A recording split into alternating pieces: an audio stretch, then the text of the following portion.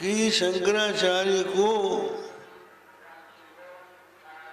संयत बोलना चाहिए। हमने क्या कहा था कि जो राम मंदिर बन रहा है बीजेपी के लोगों के द्वारा, वो बीजेपी का कार्यालय बन रहा है, मंदिर नहीं बन रहा है। तो इसको क्यों कहा था? क्योंकि मंदिर बनाने के लिए पहले भूमि शुद्ध की जाती है, फिर उसका सुमुहूर्त में शिलान्यास होता है और फिर उसके पश्चात वास्तु शास्त्र के अनुसार मंदिर का निर्माण होता है और फिर भगवान की मूर्ति रखकर उसकी प्राण प्रतिष्ठा वेद मंत्रों से की जाती है, तब वो मंदिर होता है और उसकी भी पूजा मर्यादित रूप से भक्तों के द्वारा की जाती है, तब वो दर्शन करने योग्य मूर्ति होती है। आप कोई भी पुतला खड़ा कर दे, वो मंदिर नहीं होता है। और आप अपनी पार्टी के लिए उन्हीं के द्वारा मनमानी तिथि में मनमाना ट्रस्ट बनाकर बना ले, तो वो धर्माचार्यों को मान्य नहीं होगा। या समझ लीजिए, ये सब षड्यंत्र हो रहे हैं। ये तरह तरह के प्रश्न उठाते हैं, इनको पता ही नहीं है कि मंदिर कैसे बनाया जाता है, कहाँ बनाया जाता है, कैसी विधि से वहां पर पूजा अर्चा होती है, ये सब देखा जाता है। चाहे जिस पत्थर में भगवान की पूजा नहीं होती है, चाहे जिस पत्थर से मूर्ति नहीं बनती है, और मूर्ति यदि खंडित हो जाती है तो उसका हम विसर्जन कर देते हैं। तो इसी तरह से मूर्ति में यदि अशुद्ध लोग पहुंच जाए और अशुद्धि से वहां पर पूजा हो जाए तो वो खंडित हो जाता है। तो कहने का मतलब यह है कि मूर्ति पूजा भी एक विधान से होती है। अगर उसके विरुद्ध होने लग जाए तो वहां से देवता की कला चली जाती है, और अशुद्ध ढंग से अगर बनाया जाए तो देवता वहां आते ही नहीं है। तो इसलिए हमारे यहाँ सुपात्र लोग ही मंदिर बनाते हैं, आचार्यों के निर्देश में बनता है। क्या कारण है कि उन आचार्यों को आपने हटाया? आप कहते हैं, हमारे ऊपर आप कहते हैं रामायण का ट्रस्ट का तुम हिसाब दो। रामायण ट्रस्ट अकेला हमारा नहीं था। रामायण ट्रस्ट में चारों शंकराचार्य थे। उसमें रामानंदाचार्य थे, वल्लभाचार्य, निम्बाचार्य थे, अखाड़े के सब महात्मा थे, और उनकी एक ही बैठक हुई पाई थी। उसके बाद हम लोग प्रतीक्षा कर रहे थे कि अदालत का मामला हल हो जाएगा तो हम वहां मंदिर बनाएंगे और जनता से पैसा लेंगे। हमने कहा था कि हम सरकार से नहीं लेंगे, लेकिन हम प्रतीक्षा कहते ही रह गए और अदालत का ऐसा फैसला आया कि हमारी जीत हार में परिणत हो गई। एक तरह से ये हो गई कि एक तो हमने जो ये कहा था कि यहाँ जन्मभूमि है, जन्मभूमि में भगवान का अवतार हुआ था, और स्वाभाविक रूप से वो हिंदुओं की ही है। और सदियों से भारत में जब मुसलमान आए उसके बहुत पहले से हम वहां पर भगवान वहां एकत्र होते हैं। हमको ऊंचाई नहीं चाहिए, हमको भक्तों के लिए चौड़ाई चाहिए और ये चाहिए कि विधि विधान से मंदिर बने और उसमें विधि विधान से भगवान का पूजन अर्चन होता रहे, जिससे कि भक्तों को पुण्य लाभ हो और वहीं बने, दूसरी जगह में न बने। और आप देखिए पॉलिथिन में भगवान रहते थे, तो उसके बाद जैसे ही फैसला हुआ हमने चंदन से एक आसन भगवान का बना के रखा है, वो बन चुका है।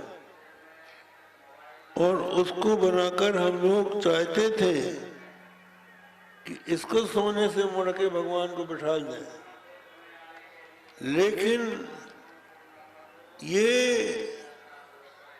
अपनी ही पार्टी के लोगों को आगे कर देते हैं हम लोगों को, और बोलने तक के लिए मौका नहीं मिलता। तो जो इसके लिए कार्य कर रहे थे उनको पीछे क्यों ढकेल दिया गया? हमने हिसाब हमसे पूछते हैं आप,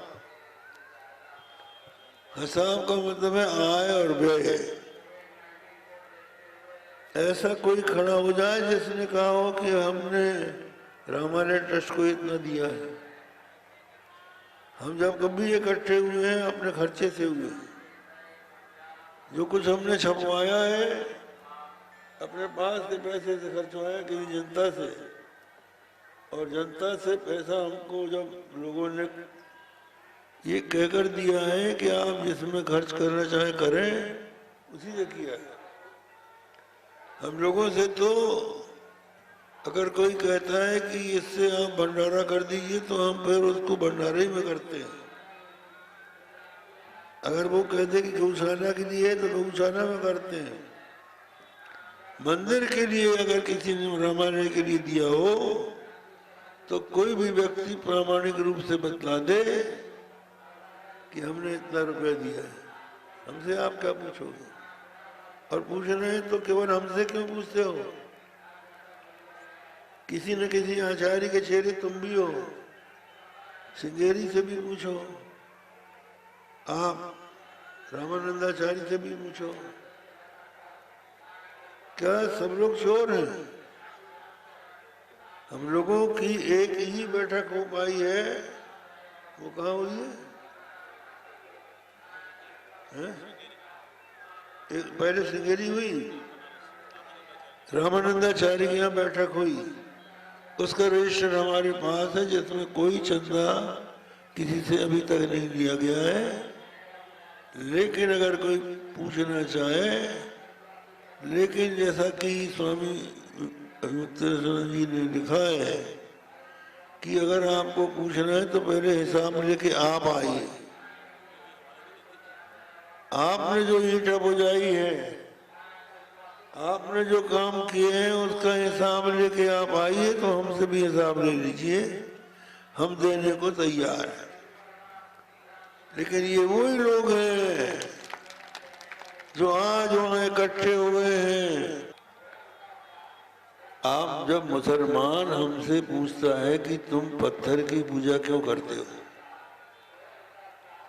मूर्ति पूजा क्यों करते हो, हम कहते हैं हम मूर्ति की पूजा नहीं करते। जब हम शालग्राम की पूजा करते हैं, मुसलमान हमसे राम तो पत्थर है, और जब हम नर्मदेश्वर की पूजा करते हैं तो कहते हैं ये भी पत्थर है, इसकी पूजा क्यों करते हो? तो हम इसका उत्तर देते हैं कि शालग्राम शिला में स्वाभाविक रूप से विष्णु रहते हैं, और नर्मदा के कंकर सब शंकर हैं। दूरबीन से देख लो, विष्णु नहीं दिखाई पड़ेगा, न शंकर जी दिखाई पड़ेंगे नर्मदेश्वर में। शास्त्र की दूरबीन से जब देखोगे, शास्त्र कहता है कि इस पत्थर में विष्णु है, इसमें साक्षात शंकर है। तो जो व्यक्ति शास्त्र को मानेगा वही उनको उत्तर दे सकता है कि हम मूर्ति की पूजा नहीं, हम विष्णु की पूजा करते हैं। मूर्ति में विष्णु की पूजा करते हैं और शिवलिंग में शंकर की पूजा करते हैं, उस पत्थर की पूजा नहीं करते हैं। और इसके संबंध में अगर कोई बताए पूछे कि प्रमाण क्या है, तो प्रमाण हमारे पास शास्त्र के सिवा और कोई नहीं। शास्त्र की आंख से हम जब देखते हैं तो पता लगता है कि यहाँ शालग्राम है, यहाँ पे, यहाँ शिवलिंग है, ये शंकर जी है। तो इस दृष्टि से जब आप शास्त्र विधि से मंदिर बनाएंगे, बनने देंगे, तो आप क्यों बीच में आते? हम जब ये कह चुके थे कि हम सरकार से एक पैसा नहीं लेंगे, आप तब कूदते जब सरकार का पैसा लेके आते। आखिर आप ही से पैसा ले रहे हो। आज आप देखिए पैसा जो मांग रहे हैं ये सनातन धर्मियों से ही मांग रहे हैं, और इन्होंने स्त्रियों को भी शामिल कर लिया उसमें। तो इस तरह से पैसा इकट्ठा करके अगर कुछ मंदिर नाम से ही बना भी देंगे तो उसकी ऊंचाई तो हो जाएगी, लेकिन जैसा हम चाहते हैं वैसा नहीं बनेगा। और वो जो शास्त्रोक्त विधान है वो जब तक पूरा नहीं होगा तो वो स्थान दर्शन के योग्य नहीं रहेगा। हम लोग चाहते हैं कि सब लोग दर्शन कर सकें। आप देखिए सोमनाथ में नया मंदिर बना है सोमनाथ जी का।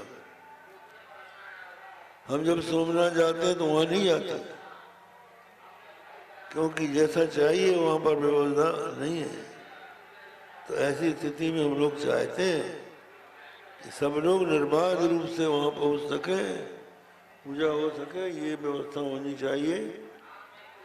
तो ये सब बातें हम लोगों को कहने का अगर मौका मिलता है तो आपके बीच में मिलता है।